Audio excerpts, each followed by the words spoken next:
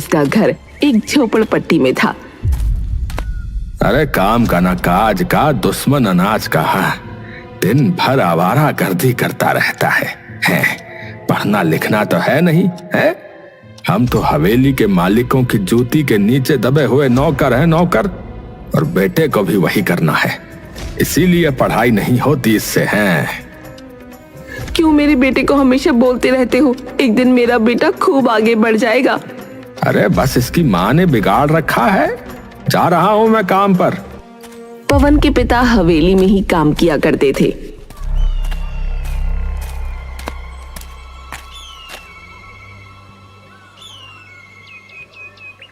कुछ दिनों बाद हवेली में रह रहे छोटे बच्चे केशव को पढ़ाई के लिए लंदन भेज दिया गया। इधर पवन आवारा बन गया और दूसरी तरफ केशव लंदन में। यह हराम का जना अभी तक कहाँ घूम रहा है, कुछ पता नहीं। देखो रात के 11 बज गए हैं। इतने में ही पवन घर पहुंचता है। आप तो बस मुझे हमेशा डांटते ही रहना। आपकी दवाई लेने गया था मैं। बुढ़े हो गए हो लेकिन अकल ठिकाने नहीं आ रही। सुषमा, देखा ना तुमने है कि ये किस तरह से अपने पिता से बात कर रहा है। अब देख लो इसे। पवन अपने पिता को अनदेखा करते हुए घर के अंदर चला गया। एक दिन मैं उस हवेली पर रात जरूर करूंगा। हाँ, पवन के मन में हवेली के सपने थे, लेकिन उसके पिता हमेशा उसे गालियां ही दिया करते थे। पवन जब अपने दोस्तों के साथ मोहल्ले में गेड़ियां मार रहा था, उसी समय बड़ी बड़ी कारें वहां से गुजरने लगीं। पवन की नजर गई कार के अंदर बैठे हुए एक लड़के पर, जो ठीक पवन की तरह नजर आ रहा था। अरे यार, ये गाड़ी में कौन बैठा है? वो तो मेरी तरह ही लग रहा है। तुम्हें तो यार सारे अमीर अपनी ही तरह लगते हैं यार। वो हवेली का छोटा मालिक है। यार क्या नाम था उसका? हाँ, केशव यार। अरे ये बचपन में ना लंदन चला गया था, आज ही वापस आया ये। पवन अब जान गया था कि केशव बड़े होने के बाद बिल्कुल उसके जैसा ही नजर आ रहा है। उधर दूसरी तरफ हवेली में बहुत बड़ा आयोजन था। पवन भी वहां पहुंचा। मेरे बच्चे, इतने समय के बाद तुम वापस यहाँ लौटे हो, और वो भी वकालत की पढ़ाई पूरी करके। अब तो तुम बहुत ही अच्छे वकील बनोगे बेटा। आपने मुझे इस काबिल बनाया पिताजी। मैं आपका नाम रोशन जरूर करके दिखाऊंगा। पवन ने देखा कि सब लोग केशव से बहुत प्यार करते थे। पवन भी केशव की जगह लेना चाहता था। पार्टी खत्म होने के बाद पवन अपने दोस्तों के साथ बैठा था। अरे पवन, यार तू तो बिल्कुल सही कह रहा था यार। वो मनोहर का बेटा है ना, बिल्कुल तेरी तरह ही लगता है यार। ऐसा लगता है यार कि बिल्कुल भाई तेरा हम शक्ल हो यार। यार शक्ल तो बिल्कुल उसके जैसी है मेरी, लेकिन साला ये किस्मत ही उसके जैसी नहीं है यार। वो इतना अमीर है, पढ़ा भी लंदन से है, और उसे पूरा परिवार भी प्यार करता है यार। अरे यार एक चीज बता, लेकिन अरे यार इतनी पढ़ाई करने की क्या जरूरत थी यार? जिंदगी भर अपने पिता के टुकड़ों पर पलता तो अच्छी जिंदगी कटती उसकी, नहीं? यार अगर उसकी भी यही सोच होती तो ना वो भी पवन ही होता आज। हाँ, समझा? ये बोलकर सभी दोस्त हंसने लगे। आज पवन पूरी रात घर नहीं गया। अगली सुबह जब वो घर पहुंचा,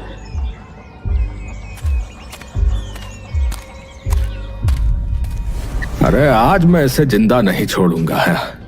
ये कल रात बिना बताए ही हवेली में घुस आया।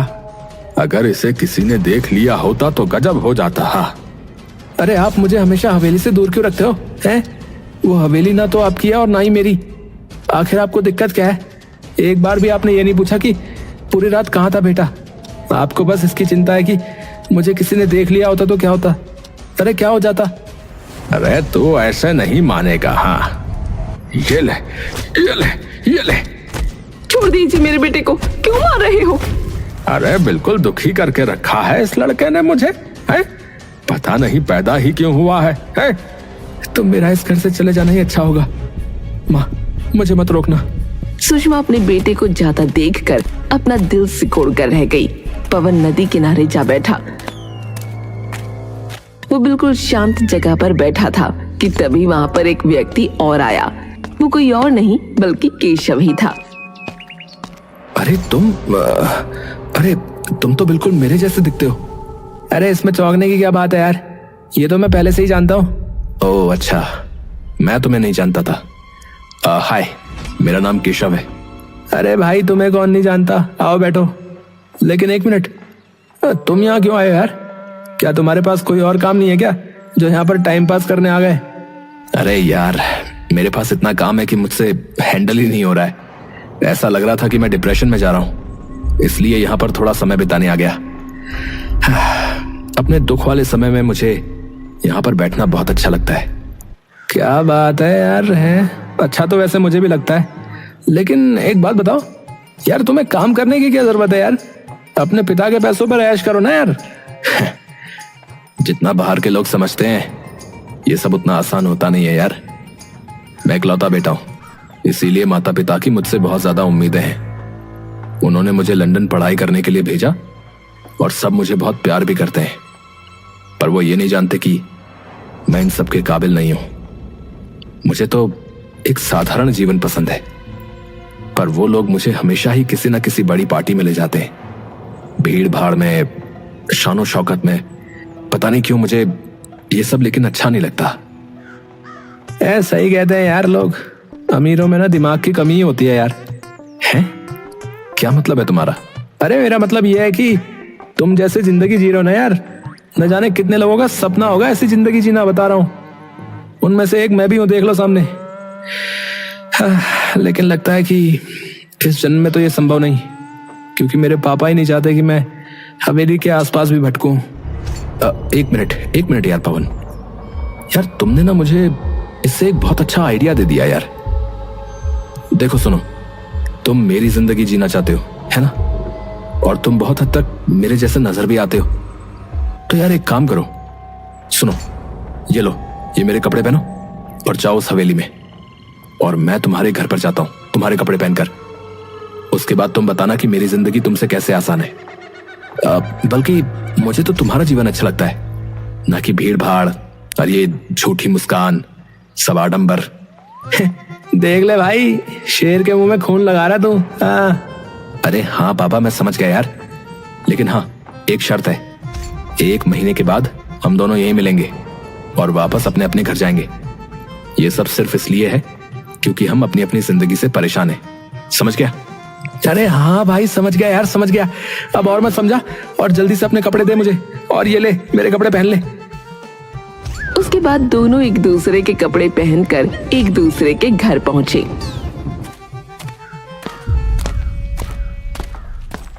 पवन की माँ केशव को पवन समझ खूब प्यार जताती है। मेरा बच्चा कल रात से न जाने कुछ खाया है कि नहीं, पिता की डांट से भला कोई ऐसे नाराज होता है क्या? चल जल्दी अंदर आ जा। सुषमा अपने हाथों से उसे खाना खिलाती है। खाना उतना भी टेस्टी नहीं है, लेकिन आपने अपने हाथों से खिलाया तो बहुत अच्छा लग रहा है। ऐसे ही मुझे अपने हाथों से रोज रोज खाना खिलाना माँ। हाँ मेरे बच्चे। और वहाँ दूसरी तरफ हवेली के अंदर पवन, जो कि केशव के भेष में था, वो खूब ऐश करने लगा। बेटा कहाँ चले गए थे तुम लेट हो। मैंने कहा था ना कि 2 बजे कोर्ट पहुंचना होगा। पापा मैं ना बहुत थका हुआ हूँ, क्या मैं थोड़ा आराम कर सकता हूँ क्या? हाँ, ये भी कोई पूछने की बात है बेटे। तुम अपने कमरे में चलो, मैं तुम्हारे लिए जूस भिजवाता हूँ। पवन आराम से जाकर केशव के मखमली बिस्तर पर लेट जाता है। अबे यार, जिंदगी हो तो ऐसी हो यार, वरना हो ही ना साली। ये मखमली बिस्तर, अरे वाह, एसी भी लगा हुआ है यार, और कितना बड़ा कमरा है यार। अरे यार, इस कमरे के जितना तो मेरा घर भी नहीं है। मजे ही आ गए यार। अभी जूस भी आता ही होगा मेरे लिए। ऐसी जिंदगी तो मुझे हमेशा से चाहिए थी। और एक वो है बेअकल केशव कहीं का। मैं तो कोई भी काम ना करूं, अब मैं आराम से मजे करूंगा। हाँ। और ऐसे ही कुछ दिन बीत गए। पवन, जो कि हवेली में केशव बनकर रह रहा था, उसे अब खूब मजा आ रहा था। और वहाँ दूसरी तरफ पवन के भेष में केशव भी अपने पिता का दिल जीतने में लगा था। पापा, मैंने आपके ये जूते पॉलिश कर दिए हैं। मैंने नौकरी के लिए भी अप्लाई किया है, जल्दी ही जवाब आ जाएगा। अरे क्या बात है, आजकल तो इस लड़के में बहुत बदलाव नजर आ रहा है। क्या खा लिया है, क्या हो गया है, बोलो। केशव मुस्कुराने लगा। वहां दूसरी तरफ पवन केशव की माँ और पिता को लड़ते हुए देखता है। आप हमेशा ऐसा ही करते हो। एक काम कहा था आपसे, वो भी ना किया गया। अरे तुम छोटी छोटी बातों पर इतना क्यों लड़ती हो भाग्यवान? मैंने कहा ना कि मैं तुम्हारा काम जल्दी कर दूंगा। अरे 2 दिन में मेरी बहन की बेटी की शादी है, तुमने अभी तक उसे 2 लाख रुपए नहीं भेजे हैं। कन्यादान नाम की भी कोई चीज होती है, ये हम अपनी तरफ से करने वाले थे ना। क्या लगेगा उन्हें कि हमें उनकी बिल्कुल भी कदर नहीं है, जो शादी वाले दिन ही पैसे भेज रहे हैं। अरे यार, मुझे इतने कामों में तुम्हारा काम याद नहीं रहा। अब मैं जा रहा हूँ ना, मैं कर दूंगा बाद में। आपसे तो बात करना ही बेकार है। केशव की माँ अपने कमरे में बैठ गई और पिता काम पर। यार, यहाँ तो फैमिली के अंदर बिल्कुल भी प्यार नहीं है यार। माँ, मुझे आपसे एक बात करनी है। अगर पिताजी भूल गए थे पैसे डालना तो आप ही उन्हें याद दिला देती। तुझे बीच में पढ़ने की कोई जरूरत नहीं है बेटा, तू जाके अपना काम कर। वैसे भी 2 दिन में तेरी मीटिंग होने वाली है, उसकी तैयारी भी तो करनी है तुझे। ऐसा कहकर माँ ने पवन को वहाँ से जाने को कहा। पवन जब अपने कमरे की तरफ जा रहा था तभी उसे पिता भी नजर आ गए। एक तो मुझे मेरी घड़ी नहीं मिल रही, ऊपर से ये लड़ती रहती है। ये रही पिताजी आपकी घड़ी, बाथरूम के बाहर रखी थी इसलिए मैंने पहन ली। आप जा रहे हो क्या? अरे इस घर में रहना ही पाप है बेटा, जा रहा हूं मैं काम पर। पिताजी, माँ का कहना भी सही है, आखिर वो भी तो उनका परिवार है, उन्हें बुरा लगेगा ना। अरे तू इस मामले में मत पड़ बेटा, तू तेरी माँ को ठीक से जानता नहीं है। देख कैसे डायन की तरह ऊपर से खड़ी खड़ी देख रही है। जा रहा हूं मैं भी। किसी ने भी पवन की बात नहीं सुनी। अरे यार, ये कैसा घर है? यहाँ तो आपस में बिल्कुल भी प्यार नहीं है, और मेरे घर पर तो सिर्फ मेरा बाप ही है एक नंबर का हिटलर। लेकिन मेरी माँ तो बिल्कुल गाय जैसी प्यारी है यार। मेरे पापा भी मम्मी से कभी नहीं लड़ते, बल्कि मम्मी के चक्कर में मुझे 2 थप्पड़ ज्यादा ही लगा देते हैं। लेकिन यहाँ तो साला सीन ही उल्टा है भाई। ये कहता हुआ पवन अपने कमरे में चला गया और ऑनलाइन शॉपिंग वेबसाइट से ढेर सारी शॉपिंग करने लगा। आज तो ढेर सारी मूवी देखूंगा। हाँ, ब्रांडेड कपड़े भी मंगवा लिए हैं। पवन को ऐशो आराम की आदत लग गई थी। वो केशव के पिता के क्रेडिट कार्ड से खूब सारी शॉपिंग करने लगा। ऐसे कुछ दिन बीत गए। बेटा केशव, क्रेडिट कार्ड का इतना सारा बिल आया है, आखिर ऐसा क्या मंगवाया तुमने? अरे पिताजी, हम तो अमीर है ना, थोड़े बहुत पैसे खर्च हो भी जाएंगे तो क्या फर्क पड़ जाएगा। मेरे पास कपड़े खत्म हो गए थे, मैंने ढेर सारे कपड़े मंगवाए हैं। कहो तो आपके लिए भी मंगवा दूं? अगर हम लोग अमीर हैं तो क्या तुम पानी की तरह पैसा खर्च करोगे क्या? तुम्हें 1 रुपए की भी कीमत का अंदाजा नहीं है। अरे आप लोग इतना गुस्से में क्यों हैं? मुझे समझ में नहीं आ रहा। अरे take a chill pill guys. मेरा एक और पार्सल आने वाला है, उसे रिसीव कर लेना। मैं काम से बाहर जा रहा हूँ। सारे काम तो इस लड़के ने छोड़ रखे हैं, न जाने कौन से काम पर गया है। पता नहीं इसको क्या हो गया है। वहाँ दूसरी तरफ पवन के भेष में केशव अपने पिता का दिल जीतने में कामयाब हो रहा था। पिताजी, मेरी जॉब का रिस्पॉन्स बहुत देर से आया, लेकिन मुझे 20,000 रुपए की नौकरी मिल गई है। अरे अरे, ये तो बहुत ही अच्छी बात है बेटा। अरे मुंह मीठा करने के लिए अपनी माँ से चीनी लाने को तो बोल दे जरा। आप कितने कंजूस हो, बेटे की नौकरी लगी है और एक मिठाई भी नहीं मंगवाई जा रही आपसे। अरे वो मिठाई भी तो मेरे ही पैसों की आएगी हैं? अरे जब ये खुद कमाने लगेगा तो खुद ही हमारा मुंह मीठा कर देगा, समझी? अब भला ये मनोहर जी के लड़के केशव जितना तो समझदार और काबिल है नहीं है कि महीने के 1 लाख रुपए कमा ले हैं? बहुत अच्छी बात है पिताजी, मैं भी आपको काम करके दिखाऊंगा। इतने में ही मनोहर के सीने में दर्द उठता है। सबने बिना समय गंवाए उन्हें अस्पताल में भर्ती किया। डॉक्टर, क्या हुआ पापा को? उनके हार्ट की सर्जरी करनी होगी, उनका हार्ट ठीक से काम नहीं कर रहा। ये सुनते ही केशव बहुत घबरा गया। वो फौरन पवन के पास फोन करता है। ये खबर सुनते ही पवन भी दौड़ा दौड़ा अस्पताल पहुंचा। डॉक्टर साहब, क्या हुआ है मेरे पिताजी को? अरे एक ही बात कितनी बार पूछोगे? तुम्हारे पिता का हार्ट ट्रांसप्लांट करना होगा, उनका हार्ट ठीक से काम नहीं कर रहा है। जल्दी से पैसों का इंतजाम कर दो। ये सुनकर पवन के पैरों तले जमीन खिसक गई। पिताजी के इलाज के लिए तो ढेरों पैसे लगेंगे, कहां से लाऊंगा मैं इतने पैसे? पवन, तुम इसकी चिंता मत करो, मेरे पास मेरे क्रेडिट कार्ड है, उनका इस्तेमाल करके अपने पिता का इलाज करवा लो। लेकिन वो पैसे तो तुम्हारे हैं यार। अरे यार, इस समय पिताजी की जान ज्यादा जरूरी है। पवन केशव का क्रेडिट कार्ड लेकर फौरन रिसेप्शन पर पहुंचता है। एक्चुअली सर, ये सारे कार्ड डिक्लाइन हो रहे हैं। अरे ये कैसे हो सकता है? वो अपने पिता को फोन करता है। पापा, मेरे सारे क्रेडिट कार्ड बंद हो गए हैं, लेकिन ऐसा क्यों? अरे वो मैंने ही करवाए हैं बेटा। तुम्हारे आजकल इतने खर्चे बढ़ गए हैं कि मुझे कुछ समझ में नहीं आता कि तुम आखिर इतने पैसों का करते क्या हो।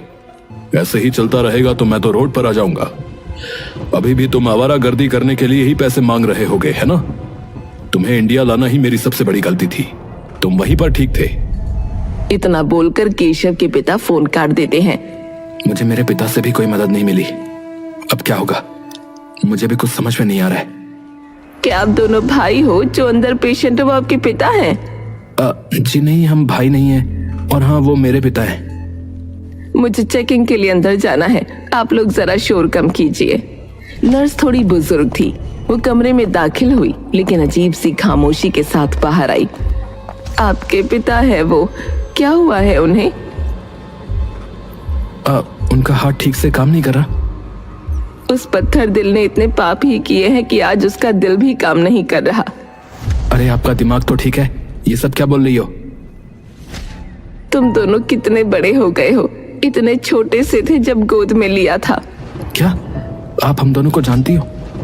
और भला आप पवन के पिता के बारे में ये सब क्यों बोल रही हैं? बहुत सालों पहले मैं तुम दोनों को ढूंढ रही थी, लेकिन तुम्हारा कोई भी नामो निशान नहीं था।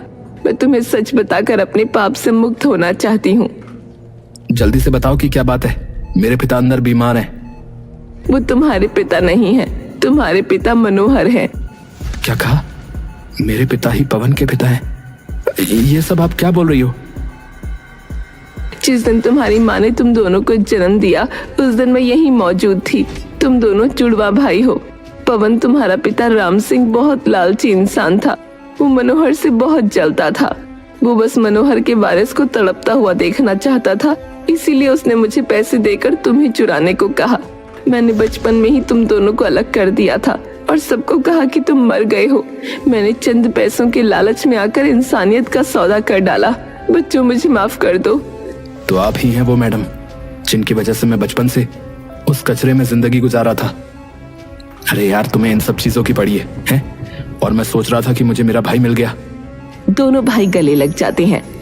और मैं हमेशा सोचता रहा कि मेरे पिता मुझसे नफरत क्यों करते हैं। आज मुझे उसकी वजह पता चली है। मरने दो उसे अंदर। उसने मुझे बचपन से ही मेरी माँ और पिता और भाई से अलग कर दिया और हमेशा मुझे दुत्कारता रहा, गालियां देता रहा। कभी बाप का प्यार भी नहीं दिया, मेरी माँ को इज्जत नहीं दी। इसे तो मैं छोड़ूंगा नहीं। कि इतने में ही केशव के घर वाले भी वहां पहुंच गए। पिताजी, आप यहाँ? हाँ बेटा, वो हमारे यहाँ राम सिंह काम करता है ना। मुझे ड्राइवर का फोन आया था कि राम सिंह हॉस्पिटल में भर्ती है और तुम भी मौजूद हो। और ये तुम्हारी तरह दिखने वाला बहरूपिया कौन है? पिताजी, ये कोई बहरूपिया नहीं, मेरा भाई है। किसी भी रोड चलते इंसान को अपना भाई बना लोगे? ये कोई बहरूपिया है जो तुम्हें बेवकूफ बना रहा है। सच बताओ कि कौन हो तुम? क्या चाहिए तुम्हें? प्लास्टिक सर्जरी करवा कर मेरे बेटे जैसा चेहरा तो बना लिया, लेकिन कभी भी अपने आप को मेरा बेटा साबित नहीं कर पाओगे। आप लोग मुझे गलत समझ रहे हो। दरअसल मैं आपका ही बेटा हूं माँ। आपके 2 जुड़वा बेटे हुए थे, उनमें से एक मैं हूँ। झूठ बोल रहे हो तुम। मेरा वो बेटा तो मर चुका था। मैडम, मुझे माफ कर दीजिए। मैंने ही आपका बच्चा चुराया था और आपसे कहा कि आपका बच्चा मरा हुआ पैदा हुआ। इस काम की राम सिंह ने मुझे ढेर सारी कीमत दी थी। इतने सालों तक ये राज मैंने अपने अंदर दफन रखा। मैंने आप लोगों को ढूंढा भी था, लेकिन कोई नहीं मिला। आज आप लोग मुझे मिले हो। आज मैं आपको सच बता रही हूँ। मेरे दिल का बोझ उतर गया। ये सब सुनकर केशव की माँ के मन में ममता जाग पड़ी और वो फौरन पवन को गले से लगा लेती है। इतने सालों तक मैं तुमसे अलग रही। मैं नहीं जानती थी कि तुम कहाँ हो, कैसे हो। आज तुम्हें अपनी नजरों के सामने देखकर मुझे बहुत अच्छा महसूस हो रहा है। और मुझे भी आपसे मिलकर बहुत अच्छा लग रहा है। कितने में ही सुषमा वहां पहुंची। अपनी असली माँ से मिल जाने के बाद तुम मुझे तो भूल ही गया होगा बेटा। तेरे पिता की गलती की सजा मुझे क्यों मिल रही है? आप मेरी यशोदा मैया हो आपने ही मुझे पाल पोस कर बड़ा किया है, भला मैं आपसे दूर कैसे हो सकता हूं? मेरे बच्चे, इधर आओ मेरे पास। मनोहर भी पवन के गले लग गया।